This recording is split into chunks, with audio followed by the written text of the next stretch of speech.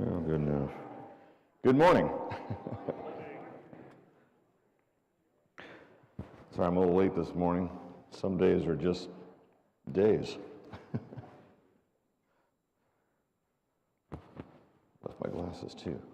All right, so we're going to be starting in Matthew chapter 2. I hope to move a little faster than I did last week.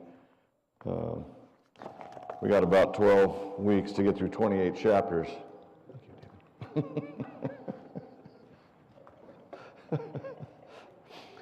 And I got through one chapter last week, so I may have to move a little faster. Ooh, I'm kind of loud. I don't know what to do about that. What's that? We know that. Yeah, I know that too. I hear it reverberating. Okay, so we're in Matthew chapter 2. I'm going to start talking about the Star of Bethlehem. I know I've talked about this before, so I will not spend a ton of time on it, I hope. I don't intend to. But if you have questions, please ask. So we're going to find in Matthew chapter, now the Star of Bethlehem confused people for a whole lot of years. And part of the problem was we have the dates wrong for when Jesus was born. You know, 0 AD by our calendars, what they thought was going to be the year that Jesus was born. And that was figured out under Pope Gregory, so that's what, 400 or 500 years later. And it was figured out probably within the next 100 years that, well, we got that wrong, but we're not going to change the calendar. And then they decided it was probably about 4 BC, but that also turned out to be incorrect. They got that from Josephus' History of the Jews, but there's a thing in there that they misunderstood because he mentions an eclipse, and they thought that was an eclipse that happened in 4 BC, a partial eclipse that happened in 4 BC. It wasn't realized at the time there was actually a total eclipse in 1 BC, and that would make more sense for him to be referencing than a partial eclipse, because a partial eclipse is not that big a deal, but a total eclipse is something that people go, you know, especially in that days, they freak out over.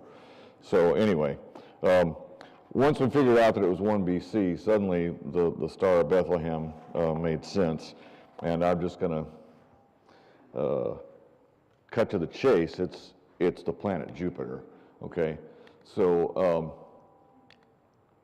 there are 9 distinct characteristics from the passage here that the star has to do for us to identify it. Number 1, it signified a birth, obviously. The Magi are there saying, hey, a king's been born, okay?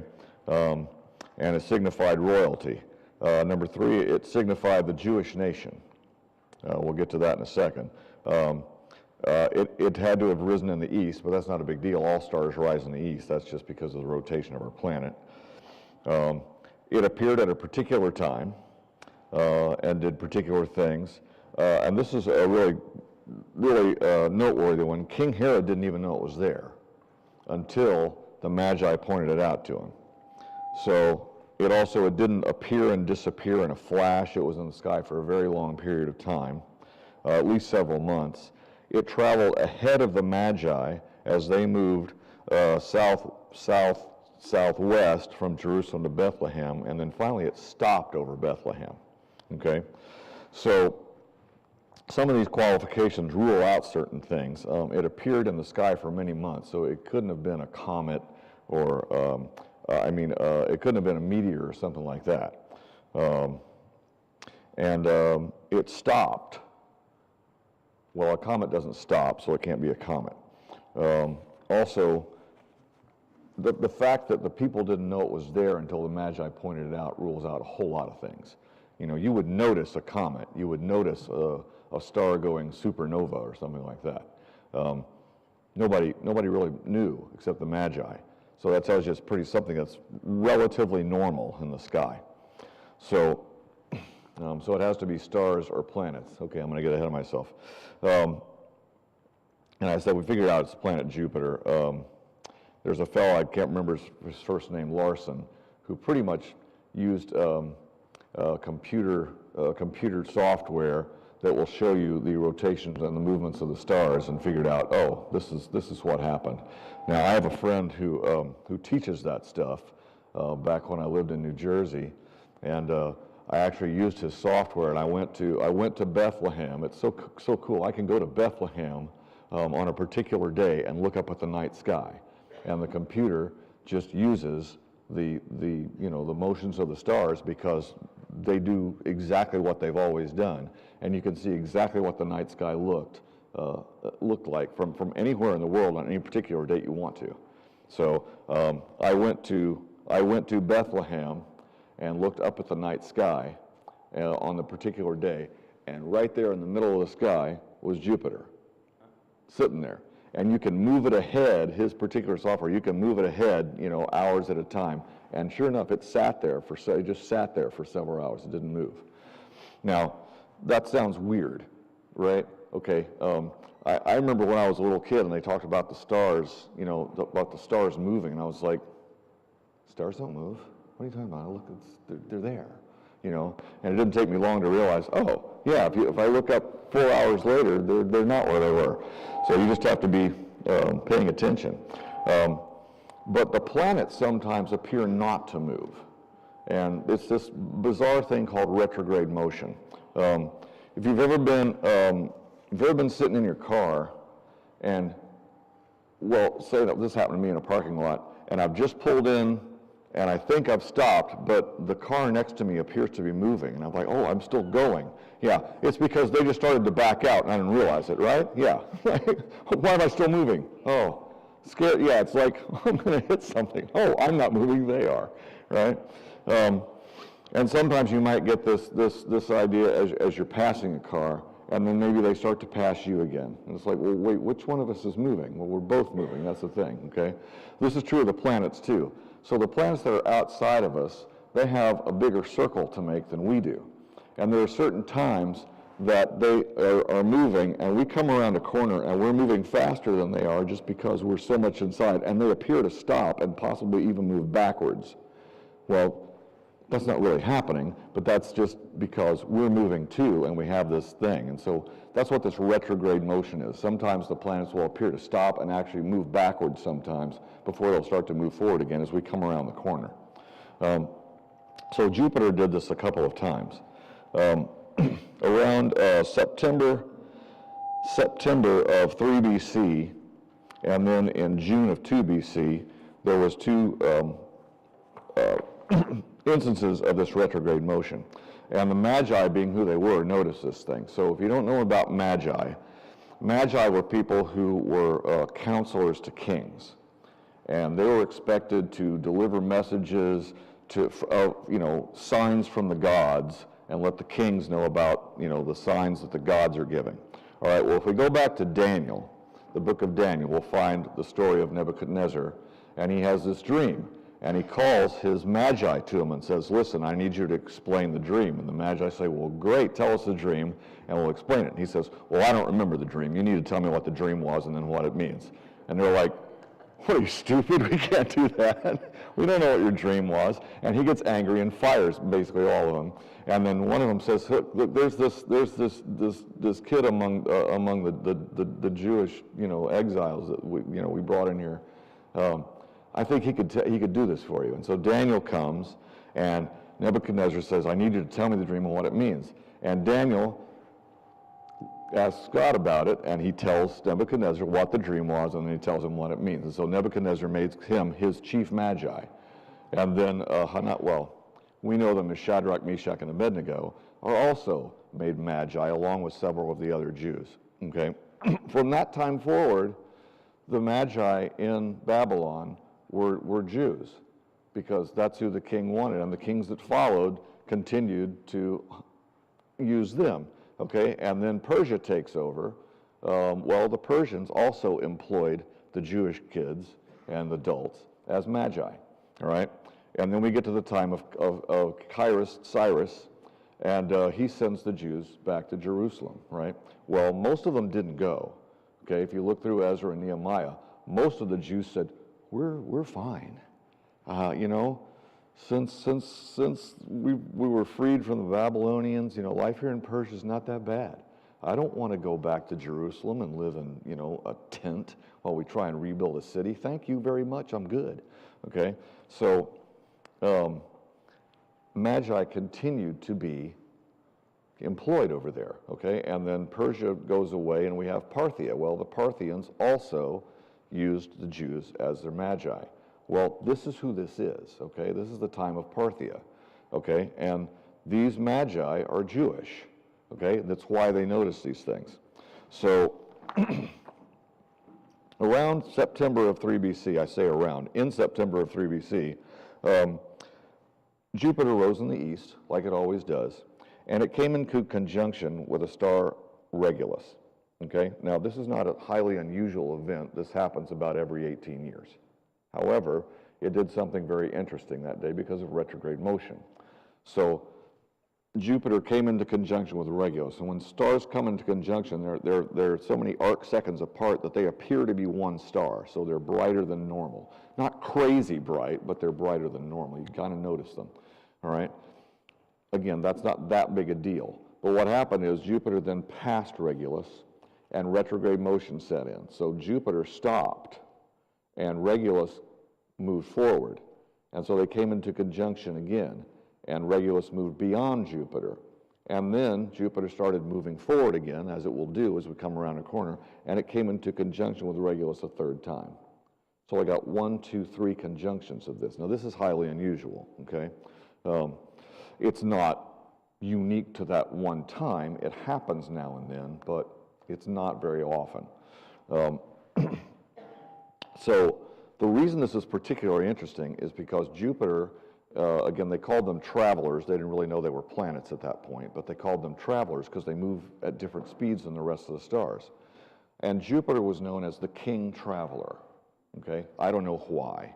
This goes all the way back like to Acadia. So this, and it had a completely different name, obviously, at that point. Regulus, on the other hand, or in addition, I guess I should say, was known as the king star. Again, I can't tell you why, and again, this predates Egypt. This predates Babylon, Egypt. You keep again. This is like at least Acadia, maybe farther back. These things had this. That's the king. That's the king. Well, the two king stars came in to conjunction with each other, and it did it 3 times. Now, if you're employed to look at the heavens for signs, you're going to notice that, right? Your normal person probably will not, because I'm not going to sit around as a normal person and look at the stars for nights on end and go, oh, look, that's interesting, and then, oh, it happened again. Oh, it happened a 3rd time. I'm busy, I have my own things to take care of. But this is what these guys are employed to do. They notice, all right? And it's like, king, something's going on here, we need to pay attention, all right? Also, Regulus is in the constellation Leo, which is known as the lion. And again, this predates Romans and Greeks. This goes back a long way. That was called the lion by other cultures way predating that. Well, of course, Judah is the lion as far as Jerusalem is concerned. So I've got this king thing happening in Judah the lion. Okay, so they're paying attention. Now, here's the really interesting thing. In June 2 BC, that's 9 months later, and I'll be even more specific, it's 40 weeks later, Jupiter comes into conjunction with, where is it? I'm going to get the star name wrong. Well, basically Virgo. I can't find the name of the star. Oh no, I'm sorry, it's not the star, it's Venus. Okay, duh, all right, excuse me. So Jupiter and Venus came into conjunction with each other. Now, I told you that Jupiter is known as the king star. Venus was called the mother traveler. Again, I have no idea why these things have the distinctions that they do, all right? And again, it predates the cultures by a long time. So 40 weeks later, the king comes into conjunction with the mother star. Now, again, to a magi, it's like, okay, this is a birth. Hello? 9 months, 40 weeks, and the king and the mother come together. Okay, someone was just born, and it's a king. We got to figure out, and it came out of Judah the lion. So these magi, again, who are obviously Jewish, are like, the Messiah's been born.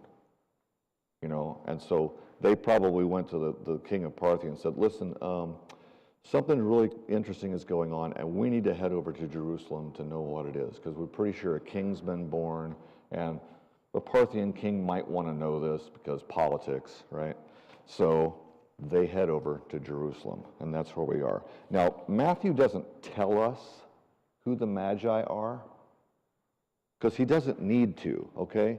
He's a Jew. He's writing his gospel to Jewish people, all right? When he says Magi from the East, he doesn't need to say anything. If I'm a first century Jew, I know exactly who that is because, my ancestors and probably some of my relatives still live in Persia. I know who the Magi are over there. I don't have to say, he doesn't have to go into detail about, these are the Jewish guys who serve the Parthian king. They would all know this, okay? And this is something that we find in really in any book. There's always some assumed knowledge by an author, It's one reason I think that we have English literature in high school. It's so that we study certain things that people refer to all the time, so that we don't sit there and go, I don't know what they're talking about, So we study Macbeth and Romeo and Juliet and all these, great things of classical literature because people refer to them in modern day culture. And so, we want the society to understand and not sit there and be clueless, all right? So Matthew's just doing the same thing. He doesn't need to go into detail.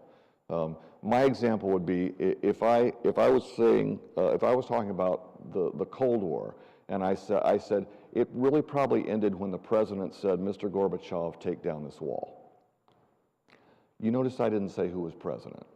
Do I need to? No, of course not. Everyone knows who the president was. Now, if I go back and reference something that maybe happened under Howard Taft's administration, I probably need to say it was President Taft, because none of us would know that, right? Okay? So that's kind of what's going on here. Matthew says it's Magi from the East. He doesn't need to say anything else. Everyone reading knows. Now, we, 2,000 years later, we don't know. That doesn't mean anything to us unless we look it up and explain it. Okay.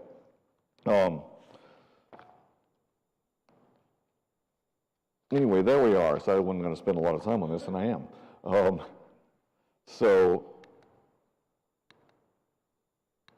Boy, I said all that. I'm good. Okay. I said I'm not real good at this. So again, and then we have it stopping over Bethlehem. And I said I have seen this on a computer program. It really did. Again, it's the retrograde motion again. Okay, you get to Bethlehem, and weirdly enough, guess what date it stopped? Take a guess. What date did it stop over Bethlehem? When the dinosaur? No. Guess a day. October? No. December? December? What day? December 25th. Isn't that crazy? The Bible does not say that. No. The Bible doesn't tell us a date. December 25th. Again, if you go look, you can put this up on star chart programs, and you will find. You go to December 25th, look up in the sky at Bethlehem. Jupiter is directly overhead, and it stays there for most of the night. Now, am I telling you that Jesus was born on December 25th? No, I'm telling you Jesus was born in June of 2 BC. I'm pretty sure. Now, I can't be certain. Again, the Bible doesn't tell us a date, okay? It doesn't. But looking at what happened to the stars, I feel like that's pretty confident. Now, the Gospels do tell us about the shepherds being out at night, okay? That was not December 25th, okay? You don't keep the sheep out when it's cold at night. You get them into a cave where they're going to be warm, okay? It was probably spring or summer, okay, when he was actually born. I'm going with June. It makes the most sense. Now, am I saying that's absolute Bible? No, I am not. I'm saying that's my opinion from the signs of the stars. So by the time December 25th gets around, Jesus is probably at least 6 months old. He might be a year and a half old, okay? Again, exactly, don't know, all right? But I think that's a really interesting message to us. December 25th, because December 25th is not a thing until several hundred years later. You know, when the church decided that we really need to do more about getting Gentiles into the church, okay? Now, this is after Constantine, obviously. So, okay, it's now, you know, Christianity is the Roman Empire's declared religion. And so we need to convert more of our people. And soldiers, we need the soldiers to be on board with this. Well, how can we get the soldiers on board? Well, who's the god of the soldiers? Oh, it's Mithras. Oh, okay. What do we know about the mythology behind Mithras? Well, he was born on December 25th, and they have a big celebration on December 25th over the birth of Mithras. Aha. Let's tell them, you can keep on having your celebration. You're just doing it for the wrong person, okay? That's where December 25th comes from. It was an effort to convert the soldiers to Christianity, all right? So, but God is so fascinating. He gives us, this is a sign to us in modern day, I think, that the Tsar actually stopped on December 25th, because it wouldn't mean anything back when it happened. You know, that's just another day. Anything. I just find that fascinating. And there you are.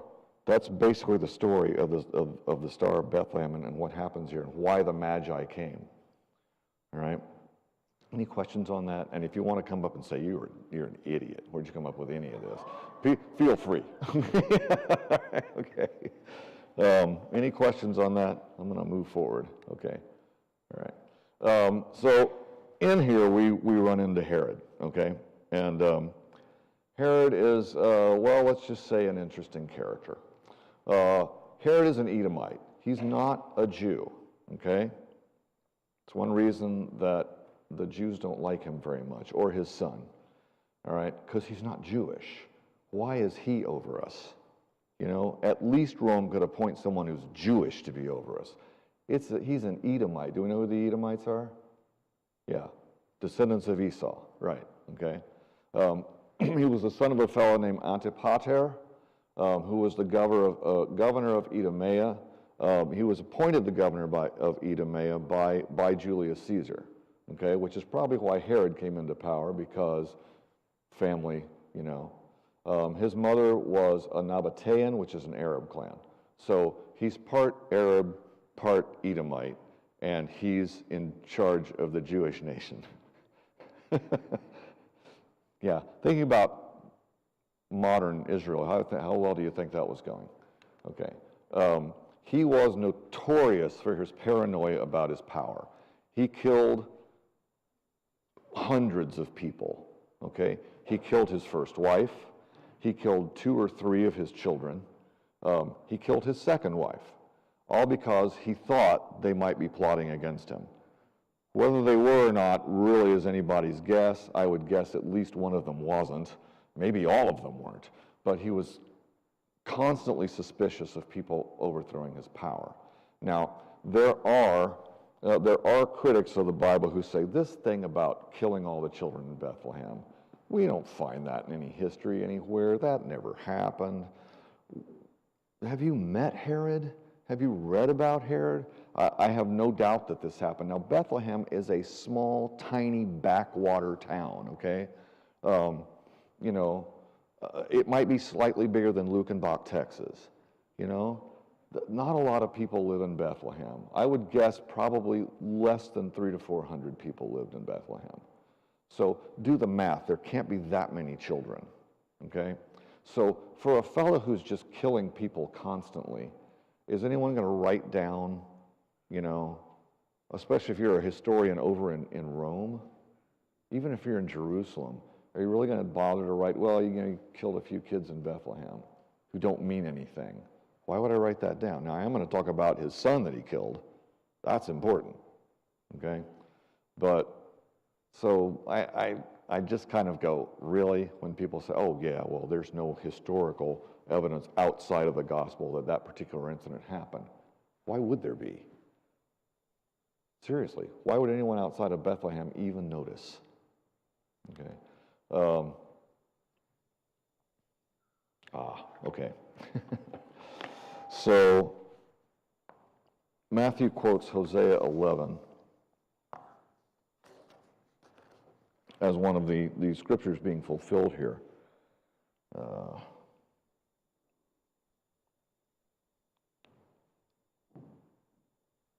Page. Oh, that's skipping ahead. Wow, I skipped ahead a lot. That's fine. Out of Egypt I have called my son, right? In Hosea 11:1, because it talks about, that God said, you need to get out of there, right? And so Joseph takes Mary and Jesus and they head over to Egypt. Now, understand that this is not an easy journey, okay? Also, the journey to Bethlehem, not easy. Now, we have all these lovely pictures of Mary riding a donkey, right? They didn't have any donkey. There's no way. They were poor, okay? How do I know they were poor? Because Mary sacrifices 2 pigeons as a celebration of the birth, okay? If you go back to Leviticus, this is the sacrifice that poor people can make because they can't afford the bull or the lamb or whatever on a particular sacrifice. Okay, if you can't afford that, then get 2 pigeons and sacrifice 2 pigeons. Mary sacrifices 2 pigeons. They don't have anything. They're very poor people. There is no way they had a donkey. Rich people had donkeys. Okay, a donkey is like a Maserati in the 1st century. Seriously, you have to be rich to have livestock. And have a donkey you can ride. That's a luxury. There's no way that they had that, okay? So understand what kind of hardship that they had to go through. Just to get from Galilee all the way down to Bethlehem. That is a long journey on foot, all right? And then God says, you need to get out of there because Herod's coming.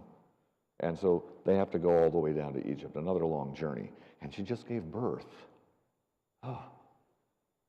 Mary's a strong woman. Mary's a very strong woman. Okay, and it's interesting the sign there in Hosea. He's talking about Jerusalem in general, that he's called them out of Egypt, that he rescued them from Egypt.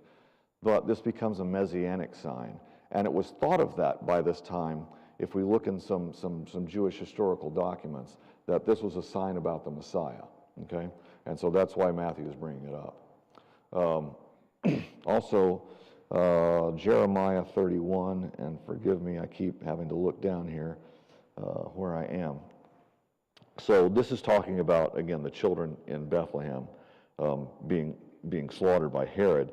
And he quotes, "A voice is heard in Ramah, weeping in great mourning, Rachel weeping for her children and refusing to be comforted because they are no more." This is from Jeremiah 31:5. And again, Matthew is citing this to bring more messianic implications. In Jeremiah's time, these people were killed, and God is comforting the mourners. And he gives an indication that the lost tribes are going to return in Jeremiah. Okay? And so Matthew quotes this. Again, there's some assumed knowledge that my people, the people I'm writing to are Jewish, so they understand that. And I am telling them the Messiah is coming. And one of the things the Messiah was expected to do was return the lost tribes of Israel. Okay? And if you know that Israel was taken by the Assyrians, and they became lost, right? We don't see the 10 tribes ever again. There's only Judah, Benjamin, and of course Levi of Judah. And it was expected that the Messiah was going to return the 10 lost tribes. Okay? Well, where are the 10 lost tribes? Where are they? Are they hiding in some ditch somewhere in some part of the world that no one's ever found? No, they're not. How did the Assyrians get rid of the 10 lost tribes? They married them.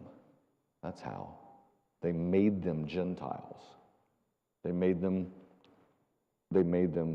toss out their religion, and those who wouldn't toss it out, they killed, and they married them off to the other Assyrians, so they were no longer Jewish. And so the 10 lost tribes, how do you bring back the 10 lost tribes? There's only one way. You got to convert the Gentiles, because the 10 lost tribes are in the Gentiles. Some of us may be of the 10 lost tribes. We don't know. It's possible, you know. Do you have European ancestors? Do you have Asian ancestors? It's very possible, right?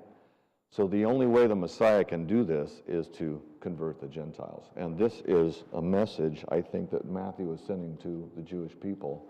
Hey, remember that prophecy in Jeremiah and about mourning for the lost children, and that he's promising that they will return. Jesus is here to do that. Okay. I just said that. How did I do that? Okay, yeah, and this is going back to the Star of Bethlehem. Again, most historians now list Herod's death occurring around January 1 BC, because we now understand that the that the eclipse that Josephus was referring to happened in 1 BC, not 4 BC. That's just an aside, honestly. And you notice when God says you can leave Egypt now, but don't go back to Bethlehem and Jerusalem. And it says because Archelaus is there. Archelaus is Herod's son. Archelaus is easily as bad as Herod was, okay? He killed a lot of people too. And they would have been in danger. So instead they go up to Galilee. Okay? And to Nazareth. This is a very interesting fulfillment of prophecy here when he says that he will be called a Nazarene. This is probably a reference to Isaiah 11, where it says a root will come forth from Jesse. So the word in Hebrew is netzer, meaning branch or root. It's used twice there in Isaiah. It's also the word that Nazareth comes from. Okay, netzer, root, is also Nazareth with just one more character to it. So a lot of scholars look at this and say, "Oh, I see what he's doing there. It's a linguistic thing." Okay, that Jesus will be the netzer. Okay, moving on. Let's move to yeah, Darrell. I find it very interesting if you read Matthew and both. In Luke, he mentions nothing about the star. So I'm thinking the star was not even over the manger where he was born, which is... The star wasn't there when he was born. No, definitely not. It's months later. Yeah. I don't think, you know. A lot of people get the idea that the star was right over. Well, sure. That's how, we've got so many artistic renderings of it. And a lot of artistic renderings, we've got the Magi and the shepherds at the same time. They did not arrive at the same time. If the star was there at the time of his exact time of his birth. You'd think Luke would mention it, right? Yeah, but he doesn't. Luke doesn't say anything about it. Correct. Oh, by the way, Tamar. I told you I would give it an answer about Tamar.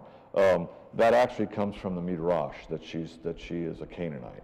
Now, if you don't know what the Midrash is, folks, it's basically Jewish biblical commentary.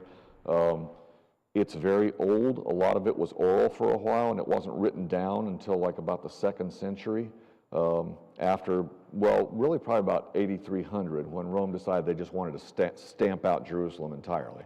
And a lot of these things were written down. But in the Midrash, it says that she was not Jewish. Okay, so that's where we get the idea. Now, did they know any more than we do? Probably not. Okay, but that's Jewish rabbinical commentary, and so that became the traditional view that Tamar wasn't Jewish because of that commentary. Okay. Wanted to remember to tell you that. Okay, where was I? Archelaus, Herod, blah, blah, blah, blah, blah. Let me move on. Oh, yes, Jesus' baptism. Okay, so baptizo is the Greek word. Okay, it means to immerse. Okay, not necessarily in water. If I bury someone in dirt, I have immersed them in the dirt. Okay, so when I plant a seed, I am baptizing the seed, if you will, because I am immersing it in dirt. Okay, that's what the word means. Now, when the Bible was first translated into English, they got to this word and they went, oh my goodness, already. They went to the king and said, hey, this word means to immerse. And of course, by now, for centuries, they've been sprinkling babies on the head, you know, and the king told them to just transliterate the word to baptize, because that's what we were doing, and we'll just call that baptizing, okay? So we're not going to confuse the issue by actually translating the Greek word. We'll just make up a new word, and then we don't have the issue that we have to deal with, all right? Just so you know. All right, now Jesus comes to John, and John says, what do you mean I'm going to baptize? You need to baptize me. I'm not going to baptize you. Are you crazy? And Jesus says, let it be so, for it's fitting for us to fulfill all righteousness. He is referring back to Leviticus. I have way too many notes.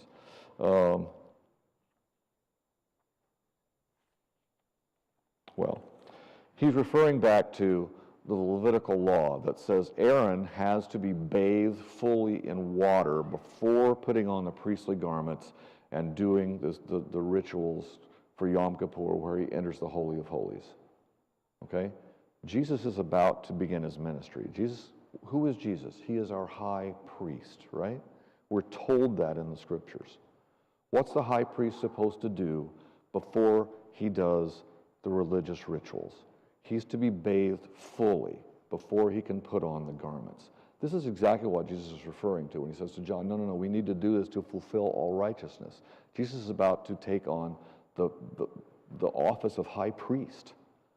So Jesus, being frankly the most Jew of all Jews ever, you know, he's the only one who really, who he says he's here to fulfill the law. He fulfilled the law. So naturally, he does the correct thing before he begins his ministry. Yeah. When I always thought to fulfill all righteousness was sort of like, well, you know, I'm going to tell people to be baptized, but I wouldn't baptize. That's what I thought too as a kid. Oh, right, you wouldn't tell someone to do something you haven't done yourself. And that makes all kind of sense in the world. But it's actually this reference back to the high priesthood. This is the Mosaic law, okay? And all the priests had to do this. Every time that they went to the temple to offer any kind of sacrifice, they had to be fully bathed, you know, and then they could put on the priestly garments. If they did not do so, then they were not righteous. They were not presenting a righteous sacrifice. So they had to do that. And so Jesus is doing the same thing here. Oh, there it is, Leviticus 16:4. I should trust this thing more. I'm not going to get into that. We don't have any time. Baptism had the idea, and it still does, of a total transformation happening, okay? And understand, baptism is not a Christian ritual. It is a Jewish ritual, okay? And it points us to the Messiah, and Jesus makes it something more than it ever was. But to this day, Orthodox Jews baptize.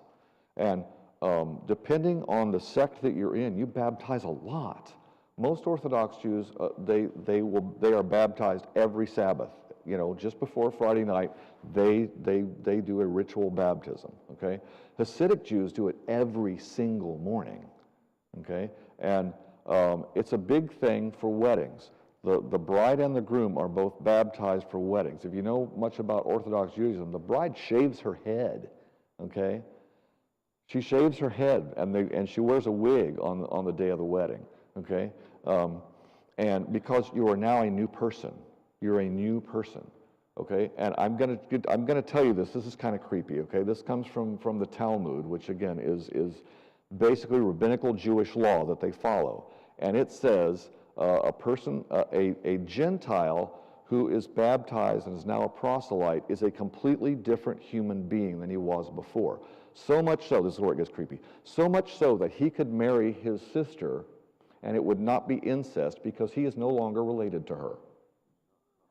He is a completely new, now they're not advocating that, but they're just saying that that's how much a new person, the former Gentile who has proselyted and been baptized into Judaism, he is a completely new, he's not that person anymore.